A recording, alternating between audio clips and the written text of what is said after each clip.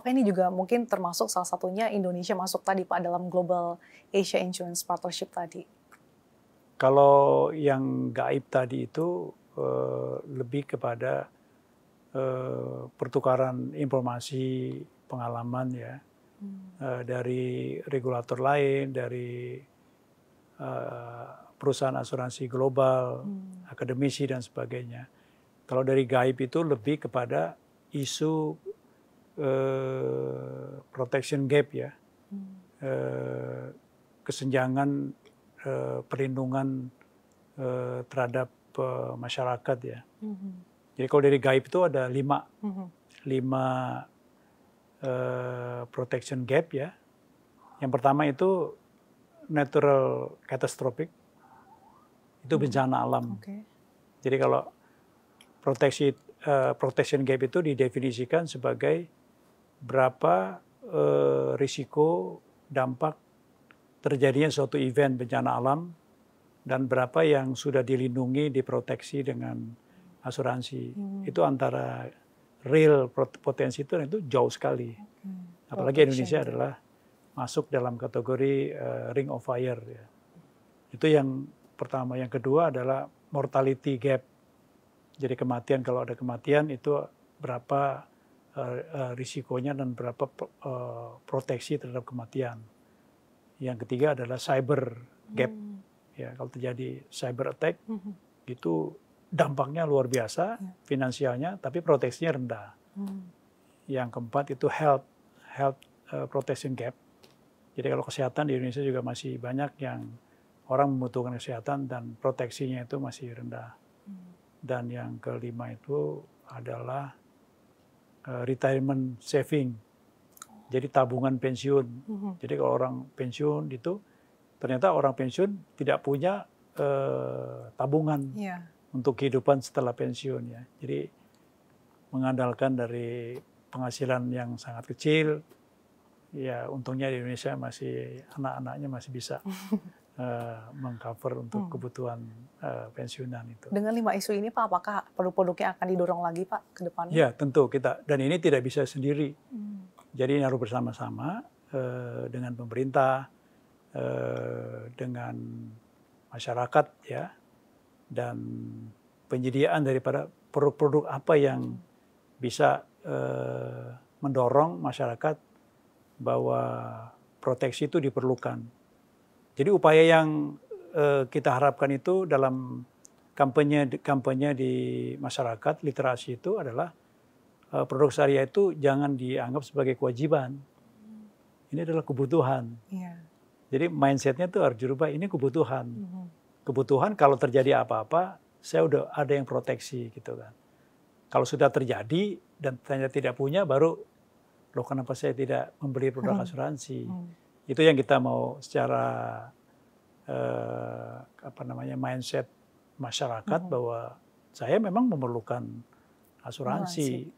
Bukan saya wajib apa gitu kan. Nah itu yang mesti diperbaiki. Dan industri perasuransian juga harus berbenah diri. Ya kalau membeli produk asuransi gampang, kalau mengklaim juga gampang gitu. Nah seperti apa imbauan OJK terhadap kedua pihak ini Pak, baik dari masyarakat maupun dari para pelaku industri asuransinya ini sendiri? Ya pertama dari produknya itu sendiri, kan produknya itu harus mendapatkan persetujuan dari OJK, gitu kan. Kemudian dalam distribusinya juga harus dilakukan oleh orang yang memahami produk itu dan mentargetkan customer yang memang membutuhkan, yaitu agen-agen asuransi atau direct marketing. Itu sekarang sudah ada aturannya bahwa agen asuransi harus terdaftar di OJK. Itu salah satu yang signifikan kita perbaiki. Lalu juga proses bisnis penjualan itu juga kita perbaiki. Yang sudah kita lakukan adalah perbaikan proses bisnis untuk penjualan unit PID ya, atau unit link. Nah, ke depan itu yang menurut kita juga perlu diperbaiki adalah proses bisnis untuk penjualan asuransi kesehatan. Nah, jadi itu langkah-langkah yang kita lakukan dari segi asuransinya, proses bisnisnya, kompetensinya, dan juga masyarakat supaya lebih paham mengenai asuransi dan menganggap bahwa ini kebutuhan untuk proteksi hidupnya gitu. Jadi bagaimana membenahi dan juga memperkuat ekosistemnya sendiri ya Pak ya? Betul, jadi memang semua pihak itu menyadari akan produk asuransi dan bisa bermanfaat bagi customer dan juga bagi industri akan bisa lebih baik ya. Karena prinsipnya kan kalau asuransi itu dikenal dengan law of large number ya. Jadi kalau banyak yang pesertanya itu akan lebih efisien. Ya. Jadi kalau semua orang membeli produk asuransi, maka pertanggungannya akan lebih murah, kemudian layanan akan lebih baik. Itu kira-kira seperti itu. Oke, Pak Ogi mau masuki akhir tahun 2024. Bagaimana OJK mengestimasi tren aset maupun premi industri asuransi, Pak? Baik konvensional maupun terkait dengan syariah. Ya, jadi untuk asuransi di ke depan ya, tadi kan saya bilang pendalaman pasar asuransi di Indonesia itu masih rendah ya. Salah satu indikasinya adalah total aset perusahaan asuransi terhadap GDP itu sampai dengan September 2024 itu hanya 5,47% dari GDP kita. Ya, itu masih sangat rendah ya. Artinya kita harus meningkatkan upaya-upaya untuk meningkatkan aset dan premi yang diterima dari perusahaan asuransi ya. Sebagai gambaran itu di bulan September itu aset asuransi itu sebesar 1.142 triliun ya. Itu meningkat sudah positif ya. Kemudian kita melihat bahwa kita berharap bahwa di 2024 ini aset dari perusahaan asuransi itu akan tumbuh 4-5% ya. 4-5%. Ya, 2024 ini ya. Itu Itu sudah membaik ya dari tahun-tahun sebelumnya ya. Ini artinya sudah recovery, sudah itu kan. 2025 kita berharap juga akan lebih baik ya. Kita perkirakan 6-7%. Kalau untuk premi industri perasuransian Pak? Premi itu kita proyeksikan di 2024 itu 6-7%. Ya dibandingkan dengan 2023 ya. 2025-nya 7-8%. Oke, jadi terus meningkat ya Pak targetnya? Kita cukup optimis lah ya terhadap industri perasuransian. Dengan berbagai pembenahan yang terus dilakukan oleh OJK Pak, di tahun 2025 apa saja yang perlu dipersiapkan dan bagaimana arahan dari OJK untuk para pelaku industri asuransi dalam negeri? Ya, selama 2023-2024 itu sebenarnya kita membangun fondasi ya. Kita menyempurnakan regulasi ya, karena cukup banyak regulasi yang kita keluarkan, memperbaiki peraturan yang ada, karena banyak peraturan-peraturan itu sudah cukup lama ya dan perlu direvisi. Kemudian amanat daripada Undang-Undang P2SK, di mana kita harus membuat regulasi-regulasi ya. Jadi regulasi-regulasi baik dari segi kelembagaan, tadi mengenai modal atau ekuitas minimum, penerapan daripada risk management, governance, kemudian juga PSAK 117, peningkatan kompetensi SDM-nya. Jadi kita berharap itu sudah tahun depan itu adalah memanfaatkan momentum untuk tumbuh ya.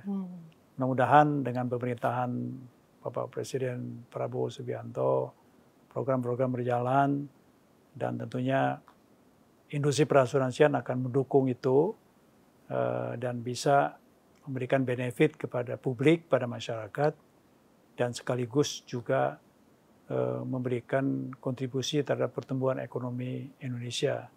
Nah, jadi perusahaan asuransi tidak hanya